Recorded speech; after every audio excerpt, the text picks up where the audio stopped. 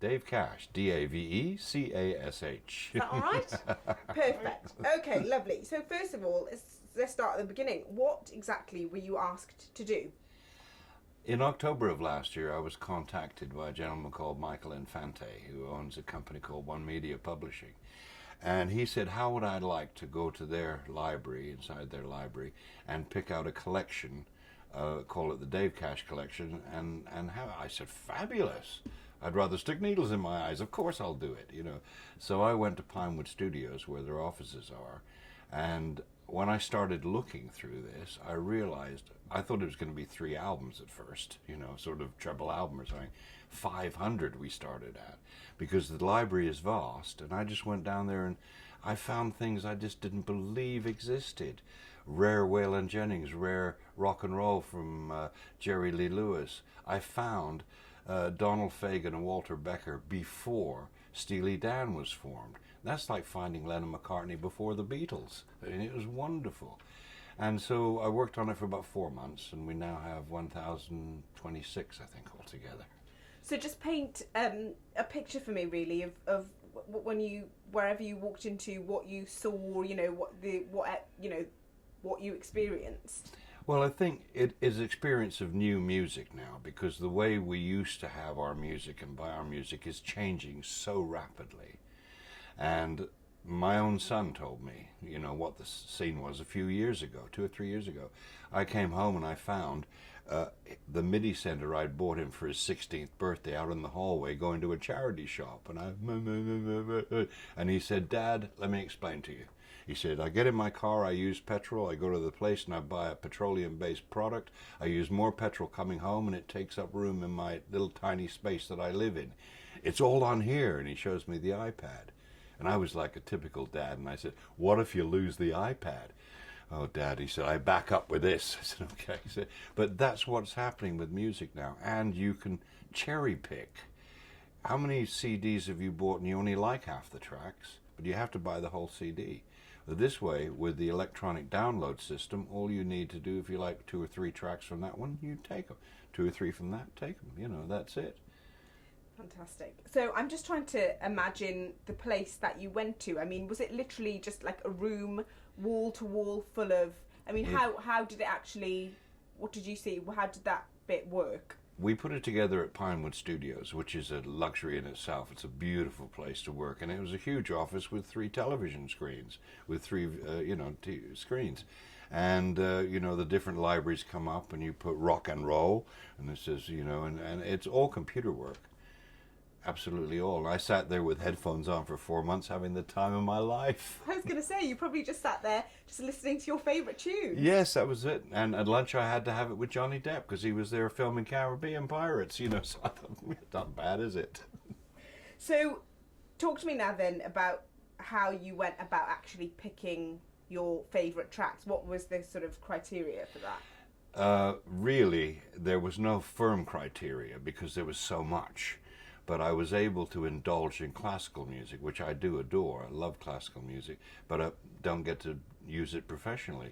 And here they have the Royal Philharmonic, they have all kinds of things, and I did a lot of that. I love jazz, I like all kinds of music.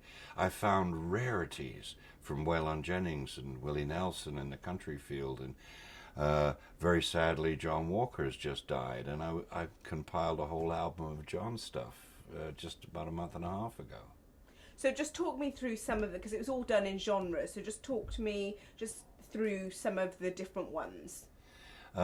Everything really from classic to country is covered, and that includes jazz, the 40s, 50s, 60s, 70s, 80s. I had albums just of that era, so you're going from Artie Shaw's big band of the 40s to Snoop Dogg of the of the noughties, and he's definitely naughty. So it was right the way across the board. I think that I've been used to working with the BBC Library, and that is massive. And this is not as big, I think, but comes close. And it was just so wonderful to sort of sit up there and think, okay, what should we put in now? Let's put in Elvis Presley. There was a lot of Elvis. I got 1.5 tons of Elvis was in there. And also the comedy side of it. I've got 2 albums, I think, I can't remember now, of Peter Sellers. And my favorite Peter Sellers track of all times only lasts for 10 seconds, and it's Peter Sellers sings George Gershwin. And he stands up and he goes, George Gershwin, and that's it. It must have been quite a daunting task, because I know when people say to me, you know, pick your 5 favourite films or your 5 favourite songs, you sit there for ages thinking, I can't think. So it must have been really, you know, as well as being fun, difficult. It had its difficult moments, picking, you know, one from the other. But when you see something, when you hear something, rather, that just leaps up at you, and as I say, just like the Fagan and Becker stuff pre-Steely Dan, I'd never heard it before. I'd never heard it. And as I was listening to it, you can hear the Steely Dan where it's going to go, you know, but it's all there, but it's just the two of them and the guitars. And what would you say then is your favourite compilation that you created, if that's possible? But going back to favourites. 1,026 of them, I think, altogether. Everyone had something going for it. Otherwise, and I haven't even scratched the surface. There are more to come. I think I can probably do more.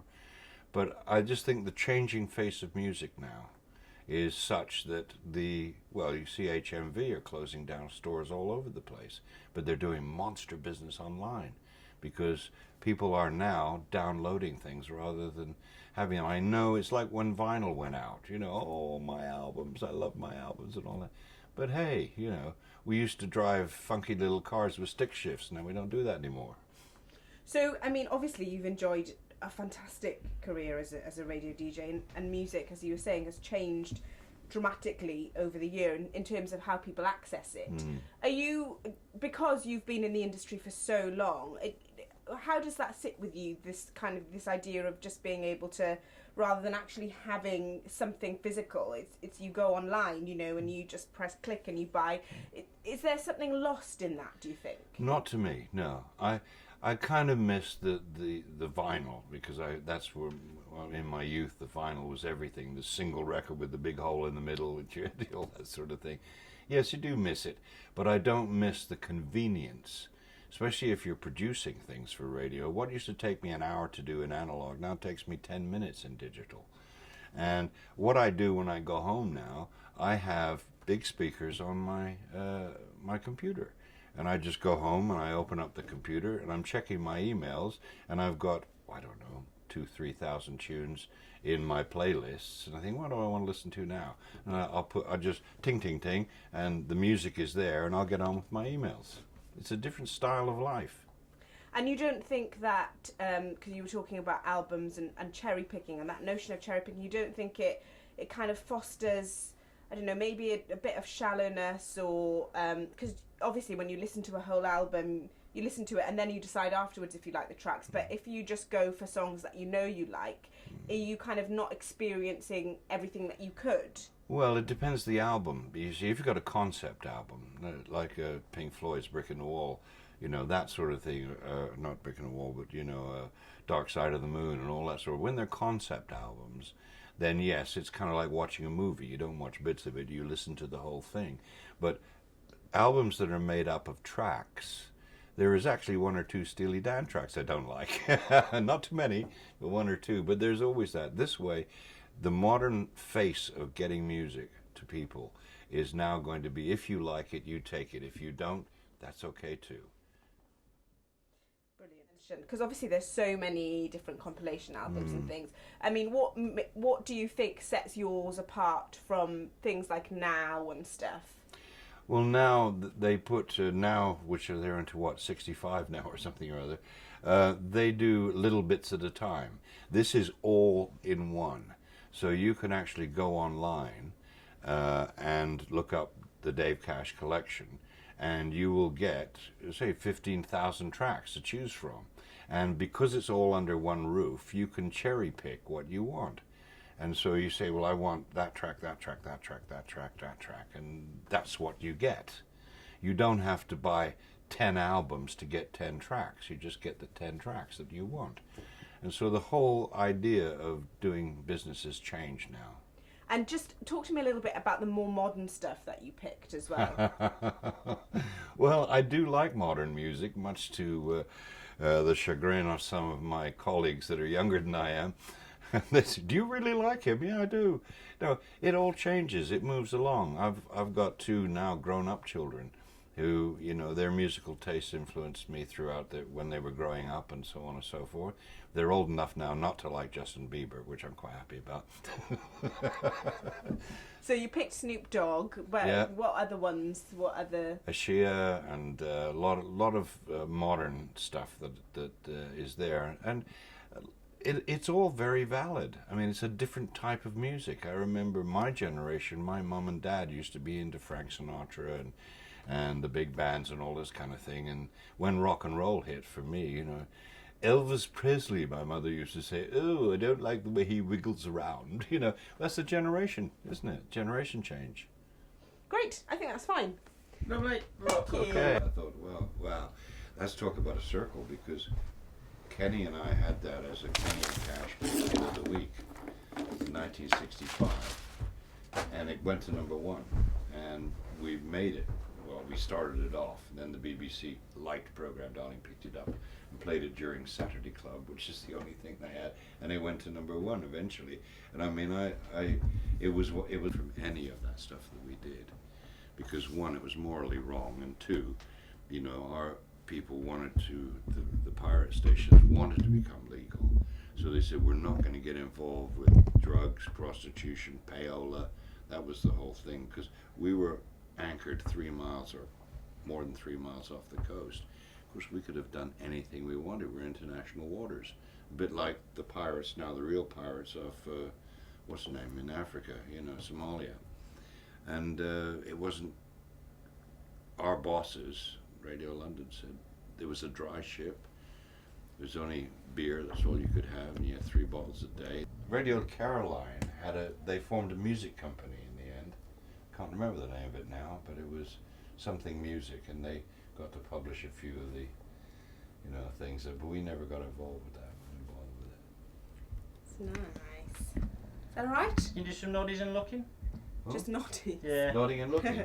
Nodding and looking. Nodding and looking. I'm just trying to think. So when is it all available? Today. Oh, from Launched today. Mm-hmm. So you can just literally we're talking Spotify, iTunes, all of the yeah, HMV, Tesco even. It's on Tesco. But if you go on my website, it's on the homepage. You can put down all the information is on there, which is, strangely enough, because I've got a lot of silver surfers who have bad memories, is called DaveCashWebsite.com. Okay. Well, I couldn't get DaveCash.com. Oh, right, okay. There's a baseball player in America called Dave Cash. Oh, I And see. he's got it, yeah. That's annoying. And, yeah. Really. Is that gonna? Clockwise stretch just before Clackett's. Gosh. Clockwise, What are that's we that doing way. now? Oh, that's all right. I can get past it. I've got to go there. I've got to go. How many cars or anything? Just says problem on the N25 multi-car pile-up clockwise stretch just before Clackett's. Oh dear. That's not going to be good, is it? Avoiding London today. Hmm. Avoid London today. Hmm. Right, you can just, I don't know, give us a bit of spiel and do what you do. Do you do? Hello, hello, hello. There are problems on the N25 this morning, a multi-car pile-up on the clockwise stretch just before Clackett's. And here are the monkeys. Oh dear. And furthermore, thank you very much for your calls. Always nice to hear from y'all.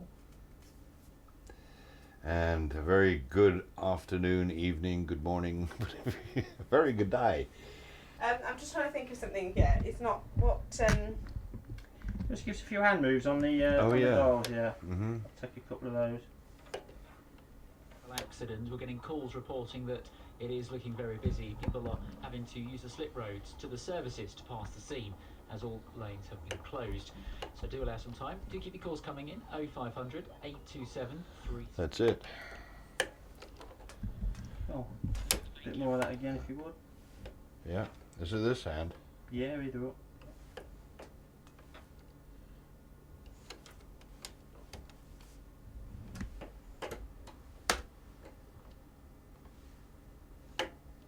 to at the moment. Good news there. Medway Street in Chatham into town. Hey, oh, that's a real microphone. Do some close talking on the mic. And the weather for the day is more sunshine, and then we're going to have some rain a bit later on. Lots and lots and lots of rain, especially over my house. Thank you. Cool. Hello. Right, just give us a bit of spill if you would. Right, 127654321. Sound doesn't matter, does it? You're not recording the sound. Well, we'll probably use a little bit, maybe use a little bit underneath. I mean, I've got to be real. Yeah, okay. A little bit. Right, in this hour we're going back to 1968. What a fabulous year. And some great music, so hang on in there. Lovely. And again, that one.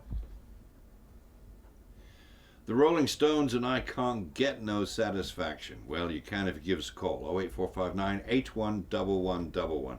And wherever the Stones are, The Who is not far behind. They've all had their business. That's lovely. Oh, So just do some close up. you making up all this bullshit. Oh, I'll go for it again. The Rolling Stones and I just can't get no satisfaction. You can, however. Just give us a call, 08459 811111. Anything you want to hear during the rock and roll hour, we'll do our best to play it for you. In the meanwhile, well, wherever the Stones are, The Who ain't far behind. And that's their generation. Cool. Yeah? Yeah. Went wrong, and he said he enjoyed that much more than he enjoyed winning it. He said he just kind of never felt like it's his. Didn't actually earn it. Ah.